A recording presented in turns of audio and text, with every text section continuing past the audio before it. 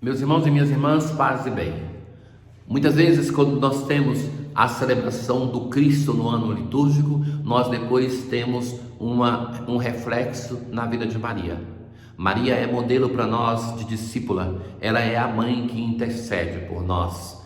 E hoje nós, depois de celebrarmos a exaltação da Santa Cruz, nós hoje celebramos a memória de Nossa Senhora das Dores. Nós reconhecemos que os discípulos de Jesus, eles sofreram também porque foram perseguidos. Em geral, nos evangelhos se narra o abandono que eles tiveram para com Jesus naquele momento da sua cruz. Mas também nós temos o relato de discípulas, de discípulo que está próximo da cruz de Jesus. Mas, sobretudo, reconhecemos daquela mãe que sofre porque estão tratando mal o seu filho, Maria. Pense cada mãe como é insuportável ver a morte do filho, ver o sofrimento do filho. Então a mãe tende a consofrer, a participar do sofrimento do filho. E é essa memória de Nossa Senhora que celebramos hoje. Depois de vermos a exaltação da Santa Cruz, vemos Maria que sofre com o seu filho. E de algum modo também essa dor se torna participação da cruz, se torna então também exaltação da cruz que foi exaltada. Na antífona de hoje, Simeão disse a Maria: teu filho será causa de queda e de ressurreição para muitos. Ele será sinal de contradição e teu coração será transpassado por uma espada. Esse mesmo texto nós encontramos como opção do Evangelho de hoje.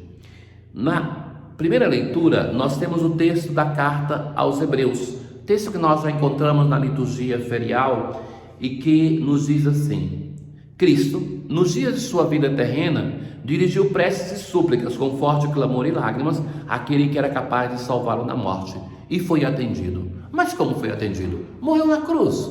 Como foi atendido? Na verdade, o modo que Deus atende às nossas orações não é a partir daquilo que nós escolhemos, mas Deus vai conduzindo a nossa história, que nós, por vezes, nos sentiremos até abandonados, mas, como Jesus faz essa experiência, mas que nos conduz para uma conclusão melhor do que aquela que nós podemos pensar. O nosso Deus é criativo. E a proposta de Deus supera em muito o nosso desejo. Lembra no Getsêmanes que Jesus está pedindo que afasta de mim esse cálice? Depois no Evangelho de Marcos se sente abandonado. Meu Deus, por que me abandonaste? Rezando com um salmista. Mas Deus não vai de um modo miraculoso subtrair o seu filho da morte. O próprio Jesus depois fala, se arrepende desse pedido, dessa oração. Mas Deus faz mais. Ressuscita o seu filho. A paixão e morte se tornam instrumentos de vida, e não somente para Jesus, mas para que todos nós possamos ressuscitar com ele. Ele é o primeiro, a primícia, e nós seguimos o Senhor na sua ressurreição. O texto da carta aos Hebreus continua: mesmo sendo filho, aprendeu o que significa a obediência a Deus por aquilo que ele sofreu.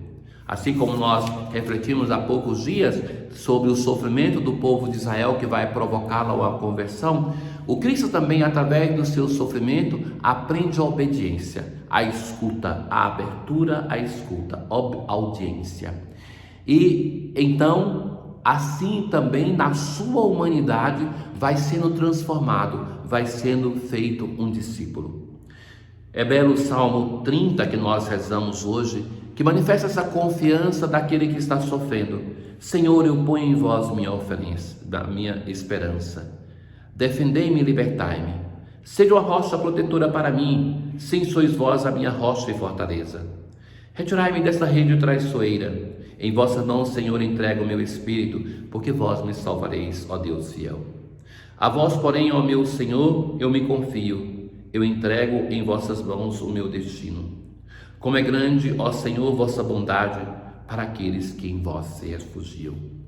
Na liturgia de hoje nós temos uma rara ocasião que se apresenta uma memória, uma sequência em uma memória.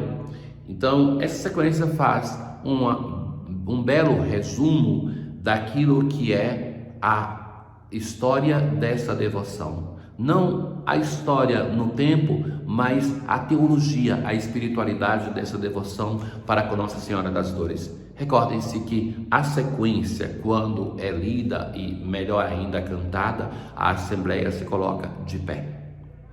Na aclamação ao Evangelho de hoje, feliz a Virgem Maria, que sem passar pela morte, do martírio ganha a palma ao pé da cruz do Senhor.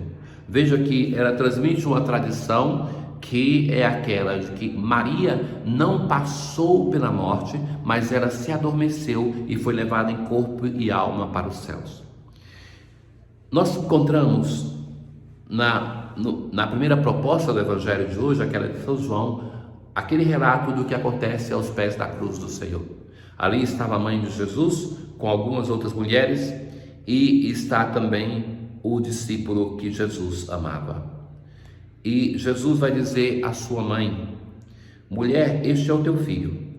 Depois vai dizer ao discípulo: esta é tua mãe. E o discípulo acolheu consigo.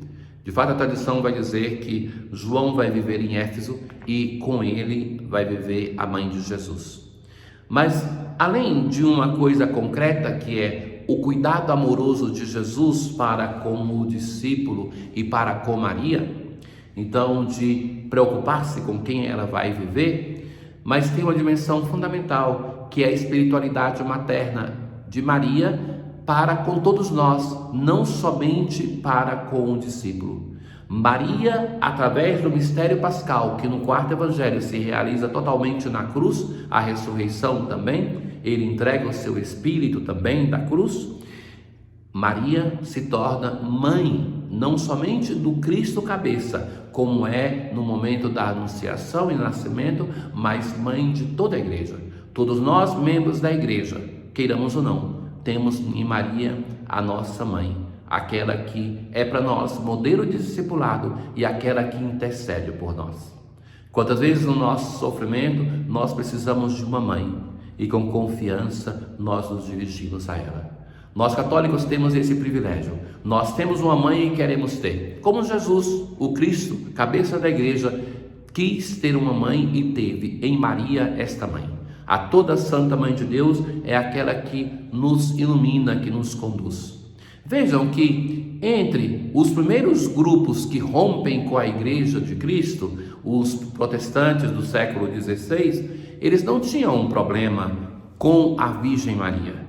O problema vai surgir depois. São os cristãos dos séculos recentes que têm esta birra, esta aversão para com a Virgem Maria. De certo que ela não deve ocupar o lugar de Deus e a igreja não o faz isso. Mas reconhece que, como nas bodas de Caná da Galileia, é ela que ali chega para o seu filho e que vai dizer: eles não têm mais vinho. E quantas vezes na nossa vida falta vinho, e é a mãe de Jesus que vai dizer ao seu filho: olha, esse meu filho não tem mais vinho, falta alegria, falta dimensão de fé, falta um Messias na vida dele.